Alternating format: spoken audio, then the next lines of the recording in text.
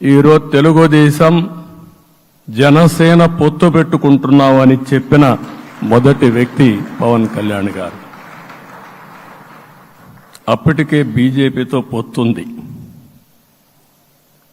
అయితే ఒక మాట చెప్పాడు, బీజేపీతో పొత్తుంది, బీజేపీ, తెలుగుదేశం, జనసేన 3 పార్టీలు కలిసి పోటీ చేస్తామని కూడా చెప్పి మళ్ళీ ఆ ప్రయత్నం చేసి కడాన రాష్ట్ర ప్రయోజనాల దృష్ట్యా బీజేపీ, తెలుగుదేశం, జనసేన పొత్తు పెట్టుకున్నాం. మనస్ఫూర్తిగా ఆయన అభినందిస్తున్నా. ఆ రోజటి నుంచి ఎలాంటి పొరపక్షాలు లేకుండా కలిసి పనిచేశారు. మాకు కొన్ని అనుమానాలు ఉండేటివి. ఓటు ట్రాన్స్ఫర్ అవుతుందా లేదా, ఓటు ట్రాన్స్ఫర్ కాకపోతే ఎక్కడన్నా సీట్లు నష్టపోతామని. అందుకే మీరు ఒకసారి చూస్తే ఎన్నికలు మొత్తం సెట్ అయింది, నామినేషన్స్ వేసాం, ముందుకెళ్ళాం. అదే సమయంలో మొట్టమొదటిసారిగా కొవ్వూరులో 3 పార్టీల నాయకులు కలిసి, నేను, పవన్ కళ్యాణ్ గారు, పురంధేశ్వరి గారు, ముగ్గురం కలిసి ఫస్ట్ మీటింగ్ అడ్రస్ చేశాం. అక్కడి నుంచి 6 జిల్లాల్లో మేమిద్దరం కలిసి తిరిగాం. బీజేపీ నాయకులు కలిసి వచ్చారు. ఆ తర్వాత మొట్టమొదటిసారిగా అమిత్ షా గారు ఏదైతే అనంతపూర్లో ధర్మవరం కాన్స్టిట్యున్సీకి వచ్చారు. నేను మొన్న నేషనల్ మీటింగ్లో కూడా చెప్పాను. ఆయన వచ్చినప్పుడు చాలా స్పష్టంగా ఎందుకు మేము పొత్తు పెట్టుకున్నామనే విషయాలు చెప్తూ ఈ ప్రభుత్వ అవినీతిని ఎండగట్టారు, సూటిగా మాట్లాడారు. ఆ ఒక్క మీటింగ్తో రాష్ట్రం మొత్తం ఒక నమ్మకం వచ్చింది. బీజేపీ కూడా పూర్తిగా ఈ కూటమిని సపోర్ట్ చేస్తున్నారనే కాకుండా ఈ రాష్ట్రానికి ఏ అవసరం ఉందో చెప్పగలిగారు. అది అయిన తర్వాత ప్రధానమంత్రి గారు వచ్చారు.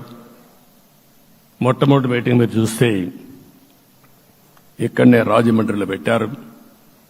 రాజమండ్రిలో స్పష్టత ఇచ్చారు, దేని అనకాపల్లిలో స్పష్టత ఇచ్చారు. తర్వాత రాజంపేటలో మాట్లాడుతూ చాలా క్లియర్గా చెప్పారు. ఇదే విజయవాడకు వచ్చినప్పుడు రోడ్ షో పెడితే నా జీవితంలో ఎప్పుడూ చూడలేదు, ప్రధానమంత్రి గారు కూడా అదే చెప్పారు, బ్రహ్మాండమైన రోడ్ షో విజయవాడలో జరిగిందని ప్రధానమంత్రి గారు కూడా అభినందించే పరిస్థితికి వచ్చారు. ఇవన్నీ కలయికే మన విజయం. ఈ విషయం మనం గుర్తుపెట్టుకోవాల్సిన అవసరం ఉంది. మీరు కష్టపడ్డారు. నేను చాలా ఎన్నికల్లో చూశాను. అందరూ అభ్యర్థులు కూడా ఈ ఎన్నికల్లో కష్టపడిన విధానం కానీ ఇంత కష్టం నేను ఎప్పుడూ చూడలేదు. ఒక్క మాటలో చెప్పాలంటే ప్రతి ఒక్కరూ మనసు పెట్టి పనిచేశారు. అందుకే ఈ గెలుపు వచ్చిందని చెప్పి కూడా నేను మీకు తెలియజేస్తున్నా. మీ అందరి సహకారంతో రేపు ప్రమాణ స్వీకారం చేస్తున్నాను. దానికి మీ అందరికీ ధన్యవాదాలు. రేపు ప్రమాణ స్వీకారానికి నరేంద్ర మోడీ గారు ప్రధానమంత్రిగా వారు వస్తున్నారు.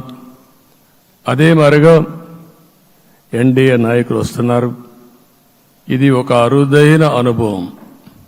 అంటే నేను 4వసారి ముఖ్యమంత్రిగా ప్రమాణ స్వీకారం చేస్తున్నాను కానీ ఈసారి దీనికి ఉండే ప్రాధాన్యత, ప్రజలు మన మీద పెట్టుకున్న నమ్మకం, నష్టపోయారు, ఇబ్బందులు పడ్డారు, మన మీద హోప్ పెట్టుకున్నారు. తిరిగి నేను ఒక్కడినే చేసే కార్యక్రమం కాదు, అందరం సమిష్టిగా మళ్లీ ప్రజలకు రుణం తీర్చుకునే సమయం ఆసన్నమైంది. దానికి ఈ రాష్ట్రానికి పూర్తిగా కేంద్ర సహకారం అవసరం. నిన్న పోయినప్పుడు కూడా నేను చాలా స్పష్టంగా కేంద్ర నాయకత్వాన్ని కోరాను. అటు అమిత్ షా గారిని, అదే మరి ప్రధానమంత్రి గారిని అందరినీ కోరాం. పూర్తిగా సహకరిస్తామని వారు హామీ ఇచ్చారు. దానికి మనందరి తరపున కేంద్రంలో ఉండే ప్రధానమంత్రి నరేంద్ర మోడీ గారిని, అదే మరి అమిత్ షా గారిని, కేంద్ర నాయకత్వాన్ని, అదే మాదిరిగా బీజేపీ దేశ అధ్యక్షుడైనటువంటి నేషనల్ ప్రెసిడెంట్ గారి నడ్డా గారిని మనస్ఫూర్తిగా అభినందిస్తున్నానని చెప్పి కూడా నేను మీకు తెలియజేస్తున్నాను.